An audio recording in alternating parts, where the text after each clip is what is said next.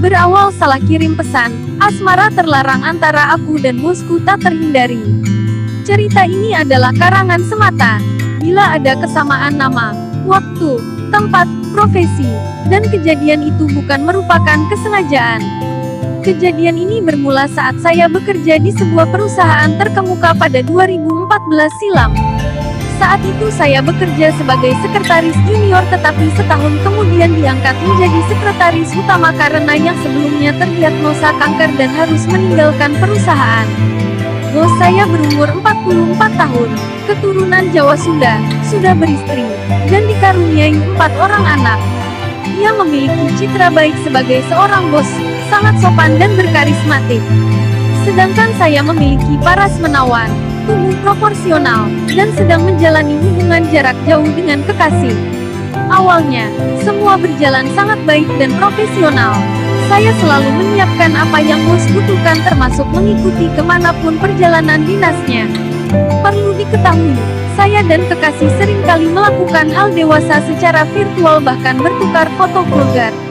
Hubungan saya dengan bos bermula dari ketidaksengajaan saya mengirimkan foto vulgar itu ke WhatsApp-nya. Saat itu belum ada fitur hapus pesan ke semua. Sambil harap-harap cemas akhirnya saya buka kembali aplikasi tersebut dan melihat kalau pesannya sudah bercentang biru. Saya mengutuk diri, mencaci kebodohan saya yang tidak bisa melihat kembali nama profil yang akan saya kirimkan foto tersebut.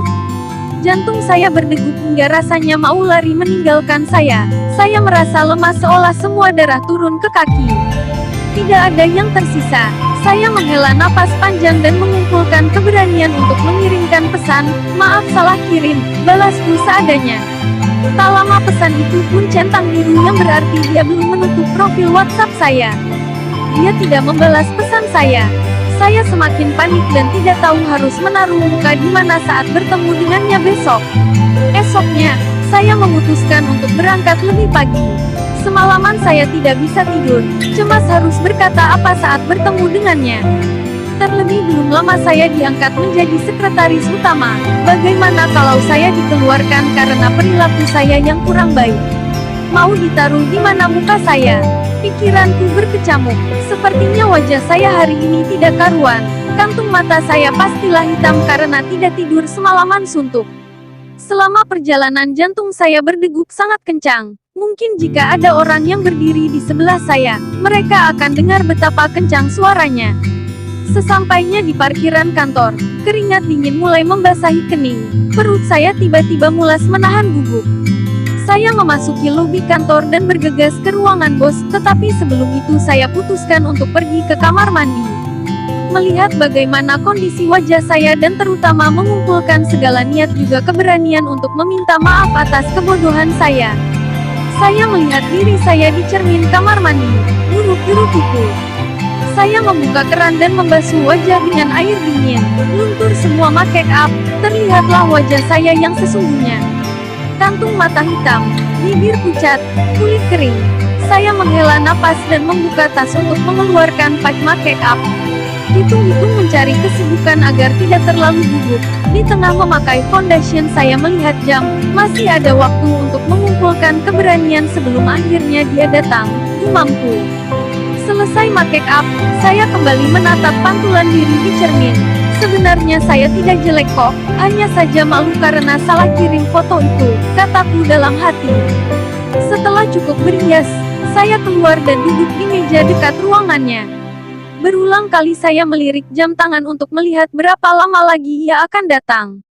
Bos saya adalah orang yang tepat waktu. Dia selalu datang di jam yang sama. Jadi, tidak sulit mengetahui kapan ia akan tiba. ADVERTIS EMENT. Saat aku melirik jam tanganku yang entah sudah kesekian kali, derap langkahnya mulai terdengar mendekat. Aku berdiri dan merapikan baju. Ia membuka pintu. "Selamat pagi," ucapnya sambil tersenyum dan berlalu masuk ke dalam ruangannya. Saya hanya tersenyum dan menjawab sapaannya seperti biasa. "Hari ini aku harus minta maaf, niatku." Selama 1 hari itu, ia terlihat biasa sekali, tidak menginstruksikan hal aneh. Benar-benar respek saya dengannya. Berulang kali saya mengintip ke dalam ruangan untuk meminta maaf, tapi kata itu sepertinya susah kali terlontar dari bibir saya.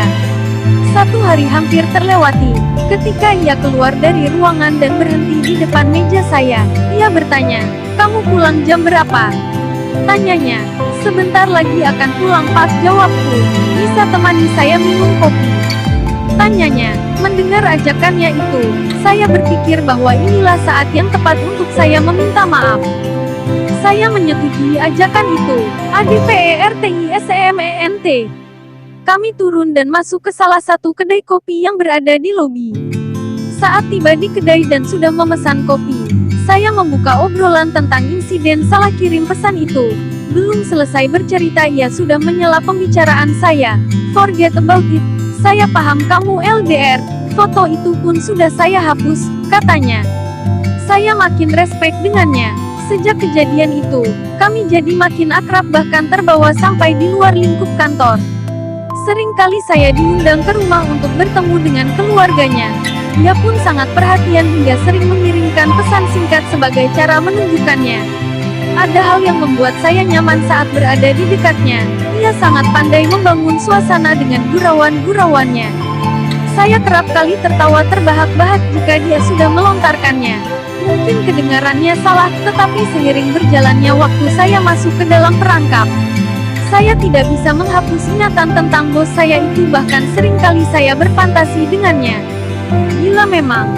Saat itu saya sudah punya kekasih. Hubungan kami pun terjalin cukup lama dan dia sudah memiliki keluarga. Tapi saya benar-benar tidak bisa membuang hal tentangnya sekalipun saya mencoba berulang kali. Kedekatan kami makin intens, tetapi tidak ada satupun orang kantor yang mengetahuinya. Kami sangat profesional saat bekerja dan dengan citra baik bos saya, ia jauh sekali dari skandal negatif. Saat itu hari raya Nyepi, saya diundang untuk makan siang bersama di salah satu restoran. Saya menyetujui ajakannya dan ketika datang saya hanya melihat ia duduk seorang diri. Tidak biasanya ia datang sendiri, apalagi saat hari libur. Entah apa yang salah dengan saya, sepanjang hari saya berusaha untuk menggodanya. Mulai dari gerak tubuh hingga memancing obrolan yang menjurus ke arah sana. Gayung pun bersambut, ia merespons godaan saya. Setelah makan siang, kami pergi ke hotel terdekat. Dari sanalah hubungan terlarang ini dimulai. Ia tidak hanya menjadi kekasih bagi saya tetapi juga kakak dan mentor bagi kehidupan saya. Ia sangat gentleman dan tahu bagaimana cara memperlakukan wanita. Selama menjalin kasih dengannya, saya tidak hanya mendapatkan gaji tetapi juga gaji kedua yang jumlahnya cukup besar. Hubungan terlarang kami berjalan selama 2 tahun, awal 2015 hingga 2017 dan harus berakhir ketika kekasih saya pulang dari Singapura. Cukup sulit menjalani hubungan terlarang itu jika kekasih saya berada di kota yang sama, terlebih setelah beberapa bulan kepulangannya ia melamar saya. ADPERTISEMENT. Tentu saja saya menerima lamaran tersebut, agar tidak memancing kecurigaan jika saya mengulur-ulur waktu untuk menjawabnya. Tetapi dalam hati saya yang terdalam terdapat kegalauan dan kesedihan luar biasa. Pinangan itu membuat saya harus memutuskan hubungan dengan bos saya tercinta. Saya galau bukan main. Saya bingung, bagaimana kalau tiba-tiba saya merindukannya. Batin saya berkecamuk. Saya dalam kegalauan itu rapat-rapat dan berusaha bertingkah normal di depan kekasih saya. Setelah melewati proses pemikiran yang sangat panjang, akhirnya saya memutuskan untuk berbicara dengan kekasih saya. "Bagaimana kalau aku resign dari kantor?" "Boleh," tanyaku. Kekasihku menyetujui dan bilang kalau ia mendukung semua keputusanku. Berat rasanya menulis bahkan mengajukan surat resign ketika sudah terikat perasaan dengan atasan. Tetapi saya tidak mungkin mengecewakan kekasih saya dan memilih seseorang yang sudah berkeluarga. Jika saya memilihnya, hubungan kami belum tentu memiliki ujung yang diharapkan. Saya juga tidak tega melihat keluarga yang harmonis hancur hanya karena keberadaan saya. Saya menaruh surat resign di meja bos saya ketika ia membacanya dan terlihat sangat sedih. Hari terakhir saya bekerja tiba, ia mengurung diri di ruangannya dan tidak menemui saya. Saya mengundangnya ke pernikahan saya, tetapi ia tidak datang. Ia hanya mengirimkan karangan bunga dan amplop berisi cek puluhan juta tanpa ada surat di dalamnya. Hubungan kami sudah berakhir, tapi kesedihannya bahkan masih terasa sampai saat ini.